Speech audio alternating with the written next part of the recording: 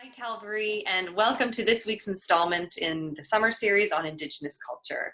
My name is Becky, and this week I had the opportunity to sit down with Mackenzie Brown, a Cree artist, drummer, and storyteller who's going to be sharing with us some of her wisdom and knowledge on Indigenous spirituality. So thank you so much for joining us, and I hope you enjoy.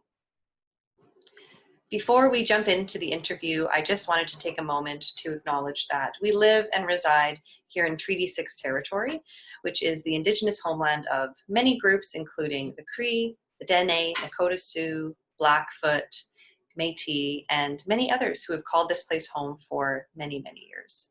And I want to say too that, treaty acknowledgements are very important, but are only one aspect, one stepping stone in engaging and in learning more about Indigenous culture. So I think that it's really amazing that Calvary is doing this initiative, and I would also encourage you to engage in conversation and to support Indigenous artists whenever possible.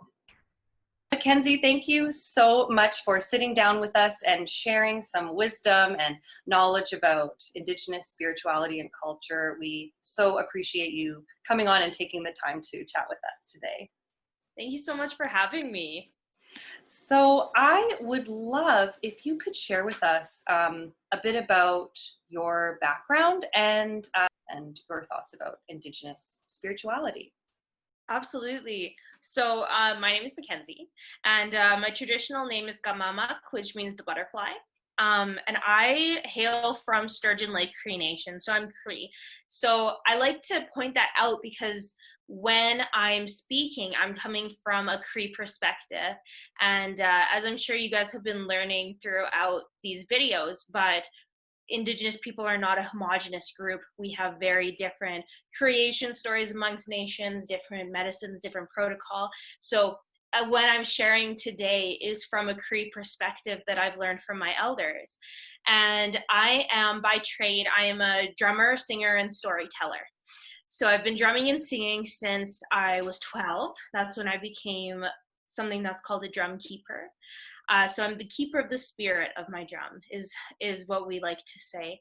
And then I'm also a bit of an educator, and then I work in the Indigenous tourism space as well. So that's like my daytime job. Yeah.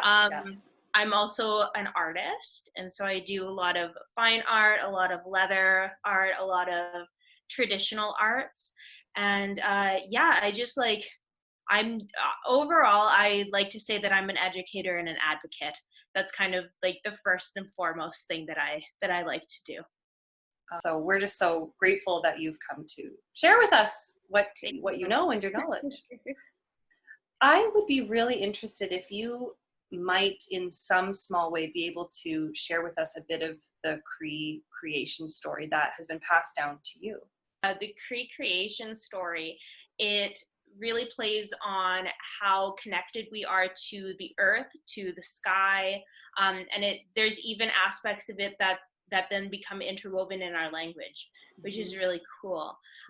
So I am a storyteller by trade, so I will give you guys the story. So up in the stars, we believe that there are several celestial beings. And so we have Spider Woman that's up there. She interweaves our fates together. We have Star Woman, Achakosakasqueo. We have the Creator, and we have several other beings that are up there, but we're going to focus on these three beings for today. So a long, long time ago, we believed that Achakosakasqueo, Star Woman, she was up in the sky. She looked down through a wormhole and she saw Earth. And she thought, wow, look at that planet with all of the life on it. I really want to go there. So she went to the Creator and she said, Creator, can you help me go down to the planet? I want to go to the planet with all of the life on it. Now, the Creator at that time was very busy. The Creator is always kind of busy. Creator was like, no, I'm too busy right now. Go ask somebody else. So Achakosakasqueo, she said, okay, well, maybe Spider Woman will be able to help me. So Nikomishasqueo. So she went to Nikomishasqueo and she said, will you help me get to the planet with all of the life on it? And Nikomishasqueo said, yes, but there are 3 conditions. Mm-hmm. The first is that you have to go and you can only stay for a certain amount of time. The second is when you leave, you must leave everything behind and return up to the stars. And the third is that when you go down, you must bring a gift. So Star Woman, Achakosakasqueo, she agreed to all of these terms. And what Nekomishasqueo did was she spun a web all the way down to Earth. And from that web, Star Woman followed all the way down. So we believe that that web that Spider Woman created is the umbilical cord when we're pregnant with our babies. So she followed that, and when she was born as the Asinowak, which means the people, not just the Cree people, not the Blackfoot people, but all people. She was born as all people. Now, when we believe that when she was born onto Earth, all of Earth was water. So everything was either swimming or they were flying, but there wasn't any land. So she lived actually on the back of a turtle. Turtle came and scooped her up. Now, Star Woman, because she's a celestial being, she has a certain amount of kind of like abilities. She can't create things because she's not the creator, but she can recreate things. So we believe that with the help of the animals, she asked the animals to swim all the way down to the bottom of the ocean, grab some dirt, and come back up. Because if she was able to get some dirt, she would be able to make land for all of the animals. Mm-hmm. And we believed that the animal that was able to go down to the bottom of the ocean is a ochek, which is kind of like Nikik. It's a fisher like an otter. We believe that the fisher actually sacrificed his life, and that when he came back up, he had passed away, but he had gotten some earth. And so from that, Star Woman took it and she created the earth as we know it on the back of a turtle. Wow. So if you ever are meeting with Indigenous people, you might hear Turtle Island, Miskanachmanistic. That is where we get that story from. Absolutely. Yeah. And so at the end of all of this, Achakosakasqueo realized that it was time for her to go home. So when she left, that's what we believe is death. That our time is only it's only a blink for a celestial being, but that is our lifespan as a human, is how long Star Woman was here. Wow. When she went back up to the stars, we believe that is death, when you leave everything behind and your soul goes up to the star beings. Wow. And then the gift that she brought down was called a star blanket. So when we have different ceremonies for our elders or we're gifting, you'll often gift a star blanket. And that is what elders will give when they've become an elder. It's kind of like their rite of passage is the star blanket. And that comes from our creation story. Wow. Something beautiful that I love to share about this story is, one, we believe, if you've ever seen the Big Dipper, we call the Big Dipper Ochakachakosak. We believe that it's actually the Fisher star, because the Fisher had sacrificed his life for the greater good. So we believe that the Creator put that constellation in the sky for us to remember, to be humble and to be selfless and to give for the greater good. Wow. Yeah. Another thing that I love sharing about that story is that the word for star is achakosak, star. But the word for spirit is achak. And that directly comes from the creation story, because we believe that our spirit is created from the stars. Wow. That's so beautiful. Anytime I hear any sort of glimpse or little token from that very large story, like that's just a mere bit of it, as far as I know. Oh yeah, it can. But you hear elders who you can tell the story for days. For days and days, it never stops. For days and days. And, you know, any little nugget that I get, it just brings this whole new perspective on the Indigenous perspective and Indigenous people. So thank you for sharing that. I wondered what do you think that role of oral tradition and this passed down differs from maybe a Christian perspective, which is written down in the Bible? Yeah, you know, I think the thing is, when you look at Indigenous people and Indigenous communities, everything revolves around relation. You hear all our relations. We're in relationship with the animals. We're in relationship with the plants. Yeah, you do. Yeah, you always hear that. And so when we think about oral tradition, that is playing again on relationship. Because when you are in relationship with one another, you listen to one another's stories, right? And you can't hear a story without sitting with that person and being in and creating a relationship with one another. So I think oral traditions mean so much because of that relationship. Absolutely. And that connection with one another, right? We're connecting with one another as we're learning about ourselves and all our relations all together. Obviously that has had some like difficulties in mainstream society, just in terms of some of our oral traditions have been lost. But I think that there is something to be said, you know, like, of course, for your religion, you can read the Bible, but it's different when you're in person and listening to somebody preach it, right? Absolutely. It's a totally different experience. And so I think that there are a lot of like similarities between our two worlds. It's just that we never recorded. No, definitely. You know, I have witnessed pipe ceremony. I have heard elders pray. And for me, I don't know what they're saying, but I feel creator or I feel spirit. I wonder too about if you would mind telling us a bit about the medicine wheel, the meaning of the 4 directions, and how that can guide Indigenous people in their kind of life journey. Yeah, so that's a really good question. The medicine wheel is one of those other things that you spend your entire life learning, right? The medicine wheel is kind of like, when you think about well-being, the Indigenous community thinks of the medicine wheel. And the medicine wheel, at its, like, when you take everything away from it, it truly means balance. Yeah.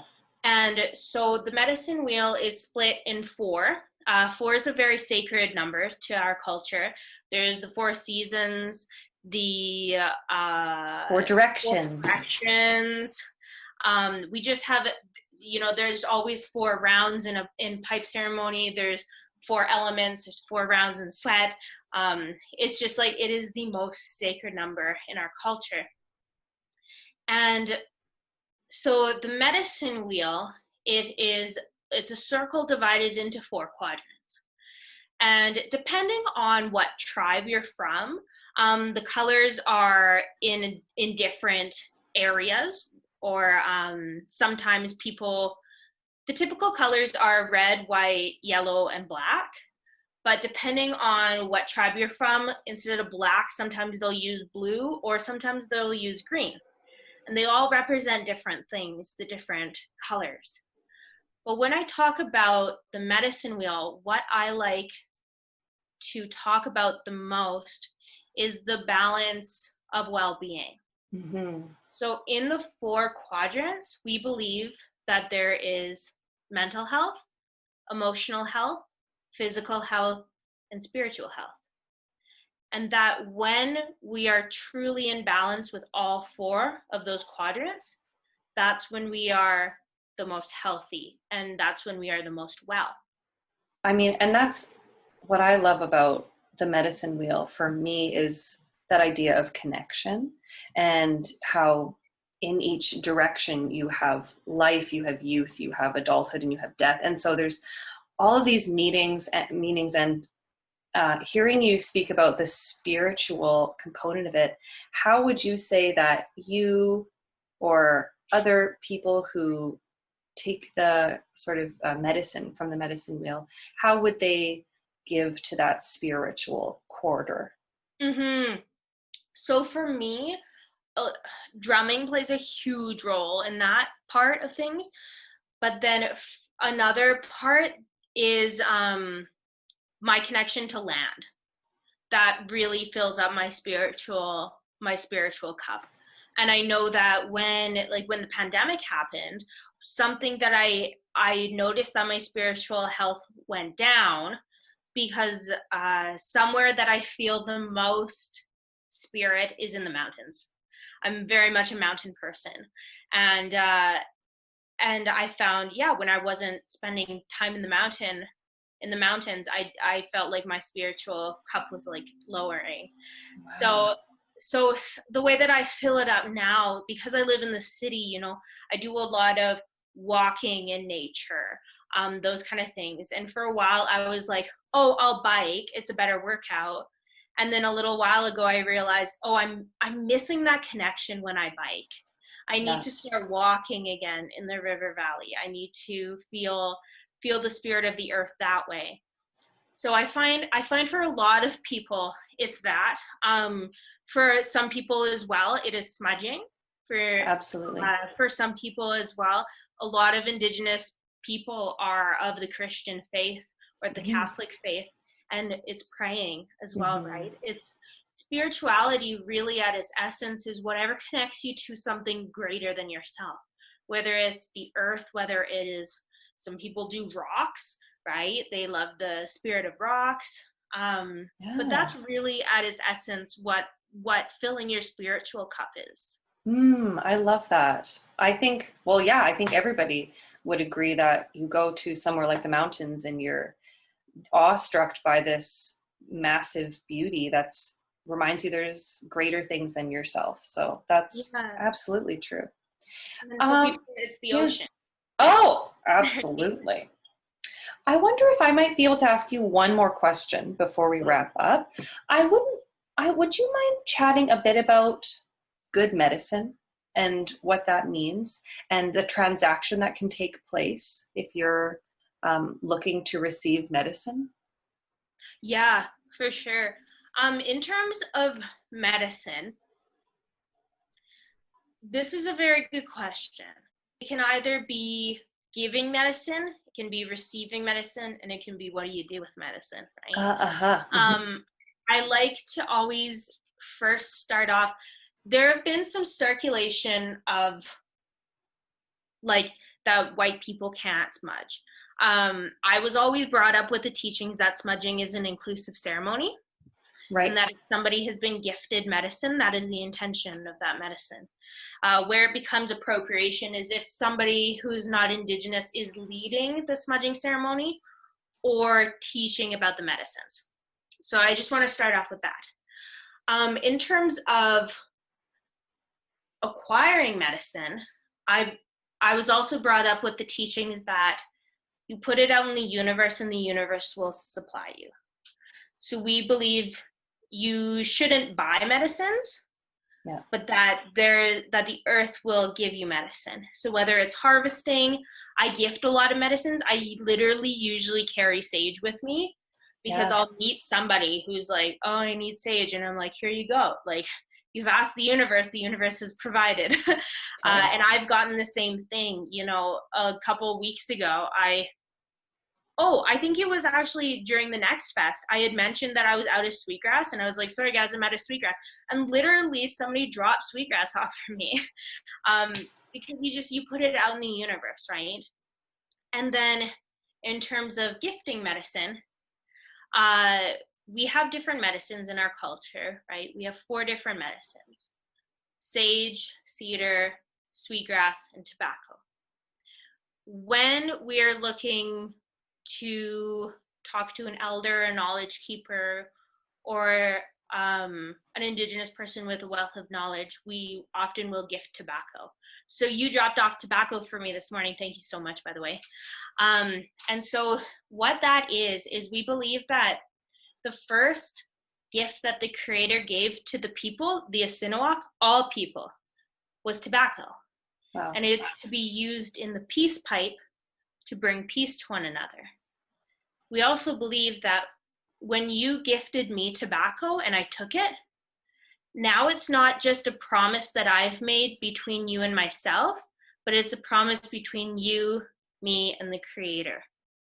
I've made that promise to the Creator that what you have asked, I will do.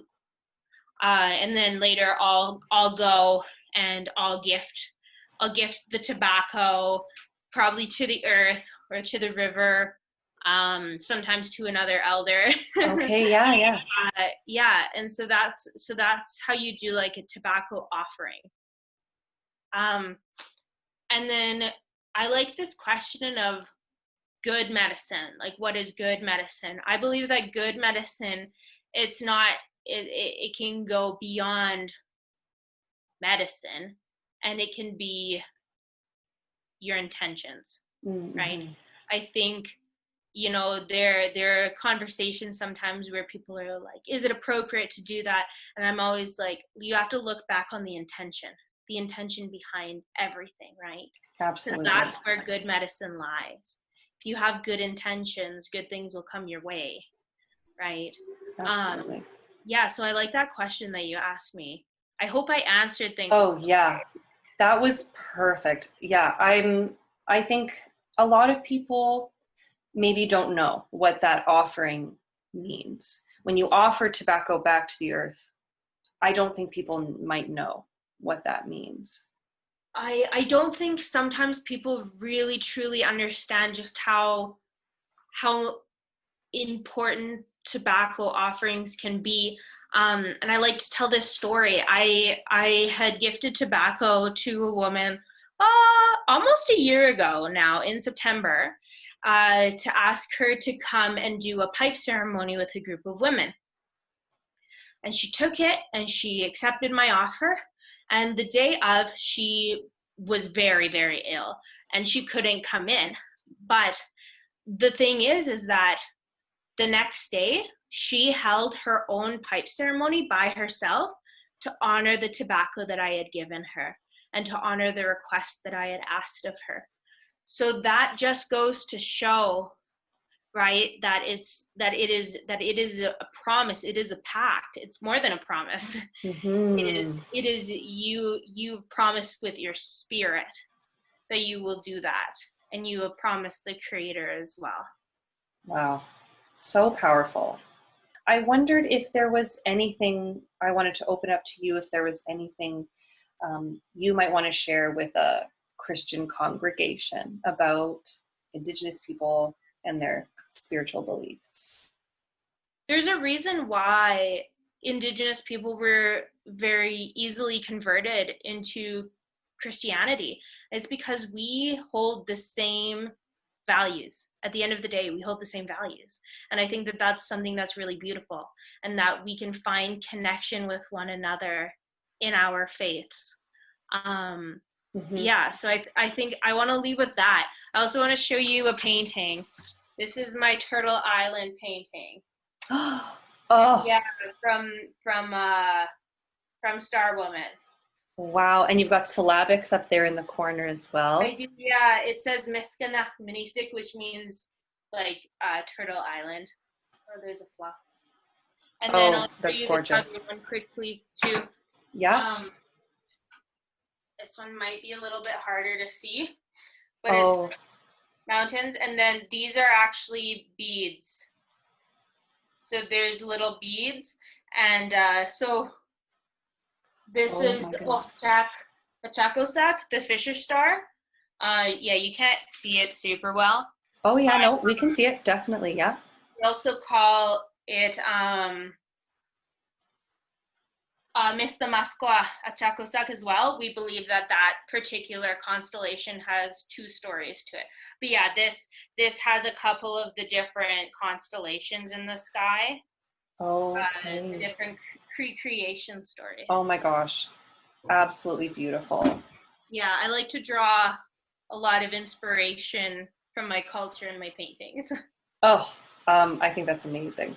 I just want to say thank you so much for coming on this series and for sharing all of your amazing and just beautiful, beautiful wisdom. So thank you so much. Thank you so much for having me, Rebecca. I super appreciate you reaching out.